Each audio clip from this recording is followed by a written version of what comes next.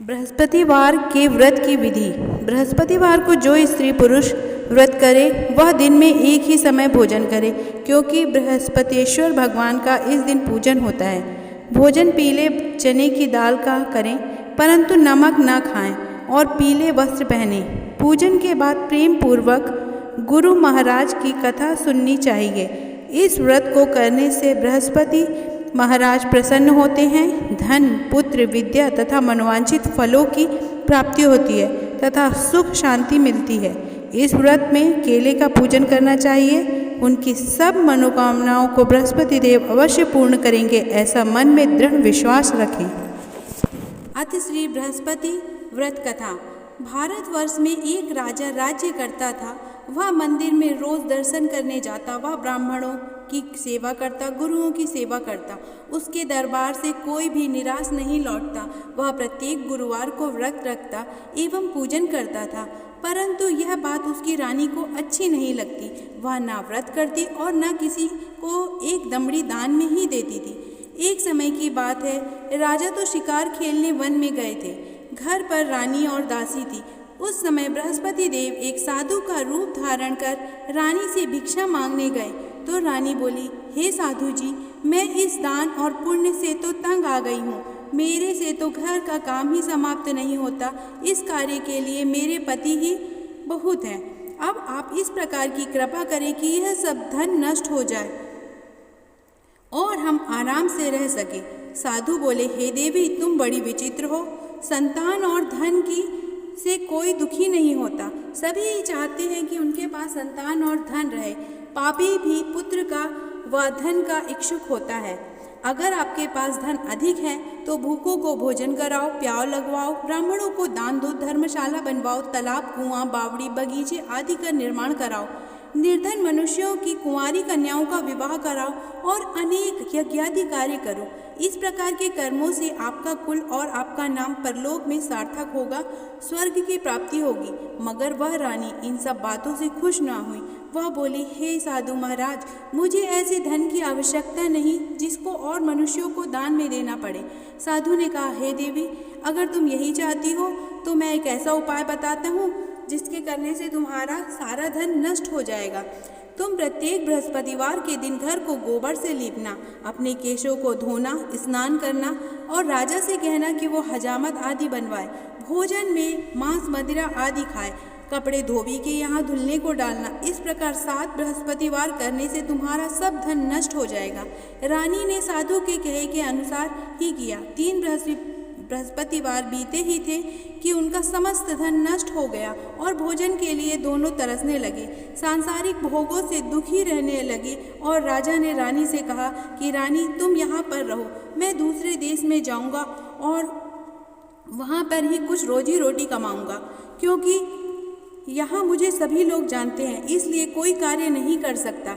देश चोरी परदेश भीख बराबर है। ऐसा कहकर राजा परदेश चला गया और वहाँ जंगल से लकड़ी काट कर लाता और शहर में बेचता। इस प्रकार जीवन यापन करने लगा। इधर राजा के घर रानी और दासी दुखी रहने लगी। किसी दिन भोजन मिलता और किसी किसी दिन जल पीकर रह जाती। एक समय रानी व दासी को कई रोज से बिना भोजन के हो गए। रानी ने अपनी दासी से कहा, हे दासी, यहाँ पास के नगर में मेरी बहन रहती है, उससे 5 सेर बेझर मांग ला, जिससे कुछ समय के लिए गुजार बसर हो जाए। रानी की बात मान दासी उसकी बहन के घर गई। उस समय रानी की बहन पूजा कर रही थी। उस रोज गुरुवार था। दासी रानी की बहन से बोली, हे रानी, मुझे तुम्हारी बहन ने भेजा है, मेरे लिए 5 सेर बेझर दे दो। इस प्रकार दासी ने अनेक बार कहा, परंतु रानी ने कोई उत्तर ना दिया, क्योंकि वह उस समय गुरुवार की कथा सुन रही थी। जब दासी को किसी प्रकार का उत्तर ना मिला तो वह दुखी हुई और लौटकर रानी के पास जाकर बोली, हे रानी, तुम्हारी बहन बहुत ही अभिमानी है।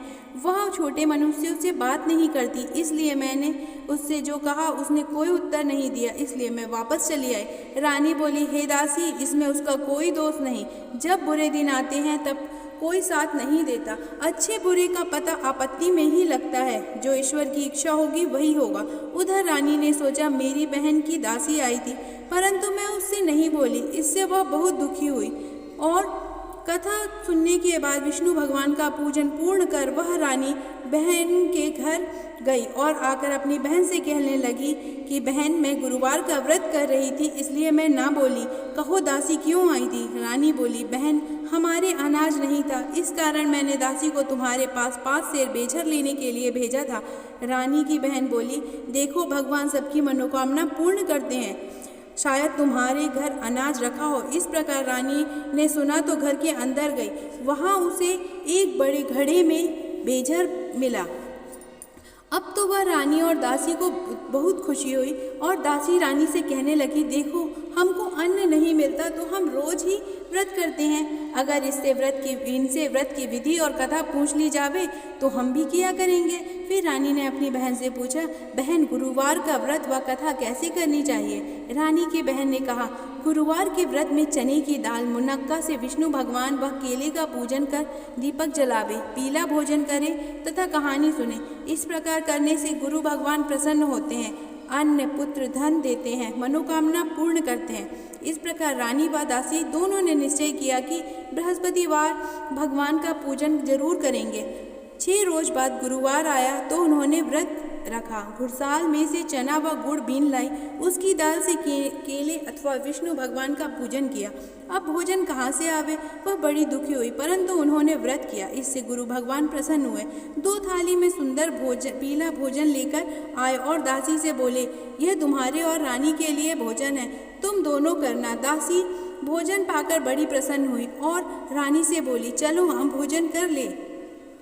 रानी को इस समय इस विषय में कुछ पता नहीं था, इसलिए रानी बोली, तू हंसी उड़ाती है? दासी बोली, नहीं, एक महात्मा हम दोनों को थाली में भोजन दे गए हैं, इसलिए हम दोनों एक साथ भोजन करेंगे। इस प्रकार रानी और दासी ने भगवान को नमस्कार कर भोजन किया। अब वह हर गुरुवार को भगवान का व्रत और पूजन करने लगी। गुरु भगवान की कृपा से फिर रानी के पास धन हो गया। रानी फिर उसी प्रकार आलस्य करने लगी। तब दासी बोली, देखो रानी, तुम पहले भी इसी प्रकार आलस्य करती थी, इस प्रकार जिससे तुम्हारा सारा धन नष्ट हो गया। अब भगवान की कृपा से बड़ी मुसीबतों के बाद हमने ये सब पाया है, इसलिए हमें दान पुण्य करना चाहिए व भूखों को भोजन कराना चाहिए, प्याऊ लगवाना चाहिए, ब्राह्मणों को दान देना चाहिए, कुआं, तालाब, बावड़ी आदि का निर्माण कराना चाहिए, कुंवारी लड़कियों का विवाह करवाना चाहिए, जिससे हमारे कुल एवं यश बढ़ेंगे और स्वर्ग की प्राप्ति होगी। रानी ने इस प्रकार कर्म करने आरंभ किए तो काफ़ी यश फैलने लगा। एक दिन रानी व दासी विचार करने लगी, ना जाने राजा किस प्रकार होंगे, उनकी कोई खबर नहीं। भगवान ने उनकी प्रार्थना सुनी और राजा को रात्रि में स्वप्न में कहा कि हे राजा, तेरी रानी तुझको याद करती है। राजा प्रातः उठा और विचार करने लगा, स्त्री खाने पहनने की संगिनी होती है, पर भगवान की आज्ञा मानकर वह नगर को चलने को तैयार हुआ। इससे पूर्व जब राजा परदेश में दुखी रहने लगा, जंगल से लकड़ी लाता और उन्हें शहर में बेचकर अपने दुखी जीवन को कठिनाई से व्यतीत करता था। एक दिन दुखी होकर रोने लगा, तब उस जंगल में गुरुदेव साधु का रूप धारण कर राजा के पास आए और बोले, लकड़हारे, तुम सुनसान जंगल में किस चिंता में बैठे हो, मुझसे कहो। यह सुन राजा के नेत्रों में जल भर आया और साधु की वंदना कर बोले कि हे प्रभु, आप सब जानने वाले हो। इतना कर साधु को अपनी सब कथा बता दी। महात्मा दयालु होते हैं। उनसे बोले, हे महाराजा, तुम्हारी स्त्री ने बृहस्पति देव का अपमान किया था, जिससे तुम्हें यह दुख प्राप्त हुआ है। अब किसी प्रकार की चिंता ना करो, भगवान तुम्हें पहले से ज़्यादा धनवान करेंगे। देखो, तुम्हारी स्त्री ने भी बृहस्पतिवार का व्रत शुरू कर दिया है। तुम मेरा कहना मानकर बृहस्पतिवार को व्रत करके चने की दाल गुड़ जल के लोटे में डालकर केले का पूजन करो, फिर कथा कहो या सुनो। भगवान तेरी सब मनोकामनाओं को पूर्ण करेंगे। साधु को प्रसन्न देखकर राजा बोला, हे प्रभु, मुझे लकड़ी बेचकर इतना पैसा नहीं मिलता जिससे भोजन करने के बाद कुछ बचा सकूं। मैंने रात्रि को अपनी रानी को व्याकुल देखा, मेरे पास कुछ नहीं जिससे उसकी खबर मंगा सकूं, और फिर मैं कौन सी कहानी सुनूं, यह भी मुझे कुछ मालूम नहीं। साधु ने कहा, हे राजा, तुम चिंता ना करो। बृहस्पतिवार के दिन तुम रोजाना की तरह लकड़ियां बेचकर शहर को जाओ। तुमको हर रोज से दुगना धन मिलेगा, जिससे तुम भली प्रकार भोजन कर लोगे और पूजा का सामान भी ले आओगे। बृहस्पति देव की कथा इस प्रकार है।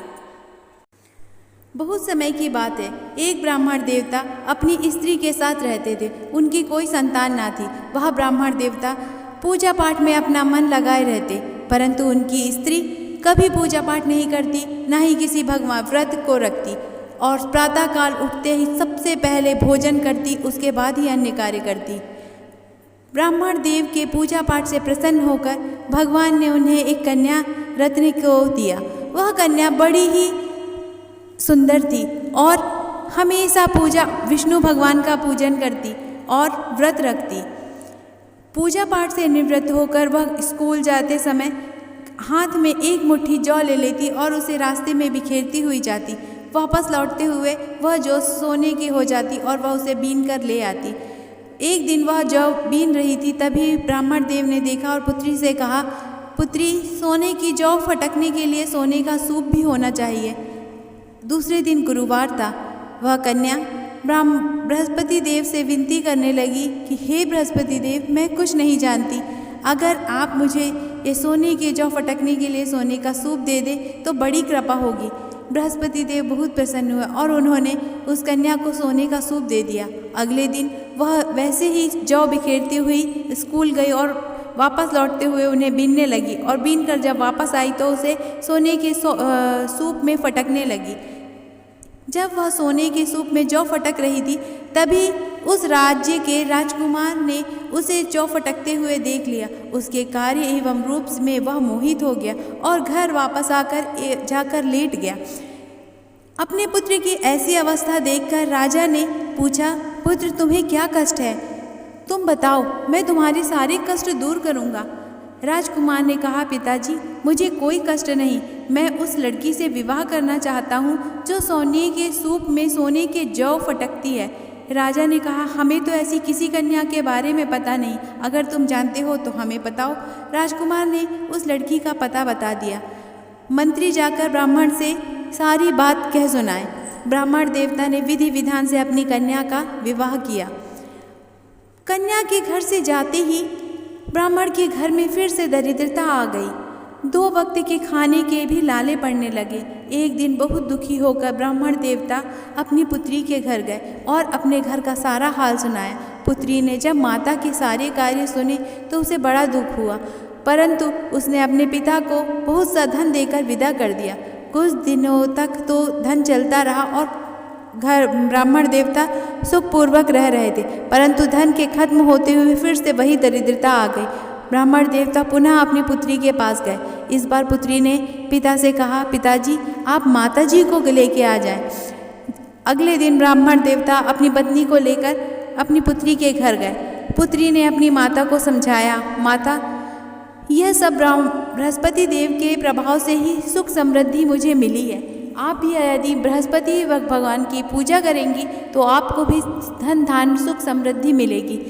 पुत्री के कहे अनुसार माता ने भी वैसा ही किया और घर में धन धान्य एवं सुख समृद्धि फिर से आ गई। इस लोक में सुख भोग कर ब्राह्मण और ब्राह्मणी परलोक में स्वर्ग को प्राप्त हुए। यह कहानी कह साधु देवता लोप हो गए। फिर वहाँ बृहस्पतिवार का दिन आया। राजा जंगल में लकड़ी काटकर शहर में बेचने गया। उस दिन उसे कई दिनों से अधिक धन मिला। राजा ने चना गुड़ आदि लेकर व्रत किया। उस दिन से उसके सभी क्लेश दूर हुए, परंतु जब दोबारा गुरुवार का दिन आया तो वह व्रत करना भूल गया। इस कारण बृहस्पति भगवान नाराज हो गए। उस दिन उस नगर के राजा ने विशाल यज्ञ का आयोजन किया था। शहर में यह घोषणा करा दी थी कि कोई भी मनुष्य अपने घर में भोजन ना बनावे, समस्त जनता मेरे यहाँ भोजन करे। इस आज्ञा को जो ना मानेगा उसे फांसी की सजा दी जाएगी। राजा की आज्ञा अनुसार शहर के सभी लोग भोजन करने गए, लेकिन लकड़हारा कुछ देर से पहुंचा, इसलिए राजा उसे घर लाकर भोजन कराने लगा। उसी समय राजा की दृष्टि उस खूंटी पर पड़ी जिस पर रानी का हार लटका हुआ था। वह पर दिखाई नहीं दे रहा था। रानी ने सोचा कि मेरा हार इस मनुष्य ने चुरा लिया होगा। दरोगा को बुलाकर उसे जेल में डलवा दिया। तो वह दुखी होकर विचार करने लगा, ना जाने कौन से कर्म से दुख प्राप्त हुआ है, और उसी साधु को याद करने लगा। उसी समय बृहस्पति देव साधु के रूप में प्रकट होकर कहने लगे, अरे मूर्ख, तूने बृहस्पति देव की कथा नहीं की, इस कारण तेरे लिए दुख प्राप्त हुए हैं। अब चिंता न कर, बृहस्पति देव के दिन जेल खाने के दरवाजे पर 4 पैसे पड़े मिलेंगे। तू बृहस्पति देव की पूजा करना, तेरे सभी कष्ट दूर हो जाएंगे। बृहस्पतिवार के रोज उसे 4 पैसे मिले। राजा ने कथा कही। उसी रात बृहस्पति देव ने उस नगर के राजा को स्वप्न में कहा, हे राजा, तुमने जिस आदमी को जेल खाने में बंद किया है वह निर्दोष है, वह राजा है, उसे छोड़ दो। रानी का हार उसी खूंटी पर है। अगर तू ऐसा ना करेगा तो तेरे राज्य को नष्ट कर दूंगा। इस तरह रात्रि के स्वप्न को देख राजा प्रातःकाल उठा और खूंटी पर हार देखकर लकड़हारे को बुलाकर क्षमा मांगी और राजा के योग्य वस्त्र आभूषण देकर विदा किया। राजा अपना नगर को चल दिया। अब नगर के निकट पहुंचा तो उसे बड़ा आश्चर्य हुआ।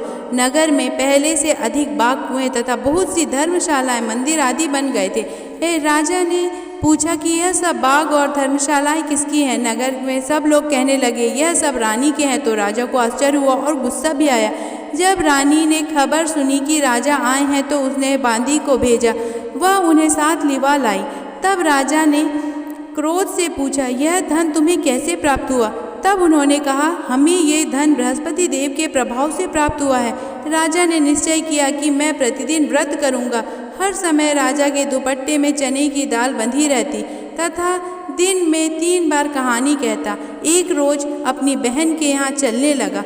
राजा जब अपनी बहन के यहाँ जा रहा था तो मार्ग में उसे कुछ आदमी मुर्दा को लिए जा रहे थे। उन्हें रोककर राजा कहने लगा, भैया मेरी बृहस्पति देव की कहानी सुन लो। वे बोले, हमारा आदमी मर गया और इसको अपनी कथा की पड़ी है। परंतु कुछ आदमी बोले, अच्छा कहो, हम तुम्हारी कथा सुनेंगे। राजा ने कथा कही और जब कथा पूर्ण हुई तो मुर्दा राम राम कहता हुआ खड़ा हो गया। आगे मार्ग में एक किसान खेत में हल चलाता मिला। राजा ने उसे देखा और उससे बोला, भैया तुम मेरी बृहस्पति देव की कथा सुन लो। किसान बोला, जब तक मैं तेरी कहानी सुनूंगा तब तक 4 हरैया जोत लूंगा, अपनी कथा किसी और को सुनाना। राजा के आगे चलते ही बैल पछाड़ खाकर गिरे और उसके पेट में जोरों का दर्द होने लगा।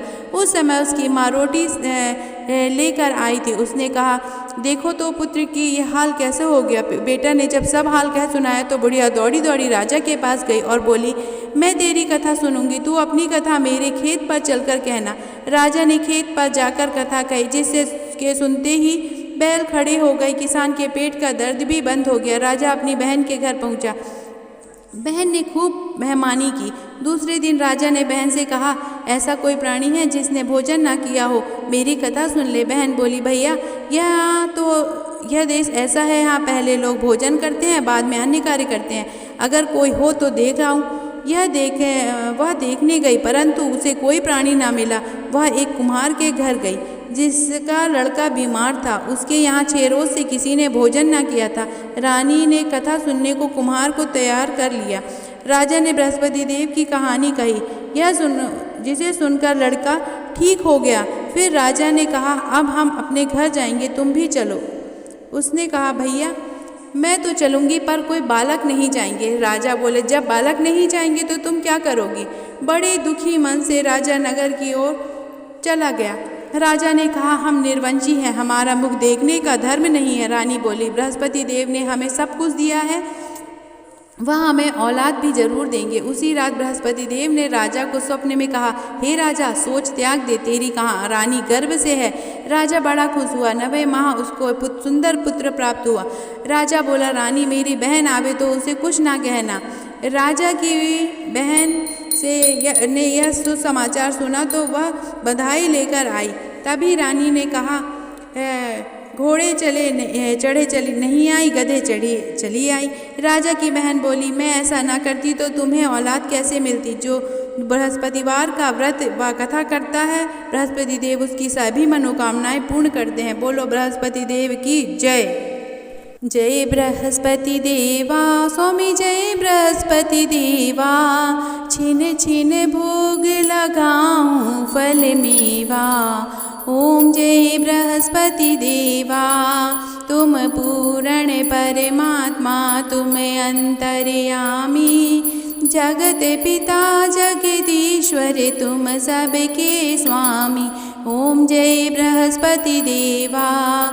चरणामृत निज निर्मल पालक हरिता। सकल मनोरथ दायक कृपा करो भरता। ओम जय बृहस्पति देवा। तन मन धन अर्पण कर जो जन शरण पड़े। प्रभु प्रगट तब हो कर आकर द्वार खड़े। ओम जय बृहस्पति देवा। दीन दयाल दयानिधि भक्तन हितकारी। पाप दोष सब हरता भव बंधन हारी। ओम जय बृहस्पति देवा। सकल मनोरथ दायक सब संशय तारो। विषय विकार मिटाओ संतन सुखकारी। ओम जय बृहस्पति देवा। जो कोई तेरी आरती प्रेम सहित गावे। ज्येष्ठानंद बंद सो निश्चय पावे। ओम जय बृहस्पति देवा। बोलो विष्णु भगवान की जय। बोलो बृहस्पति देव की जय।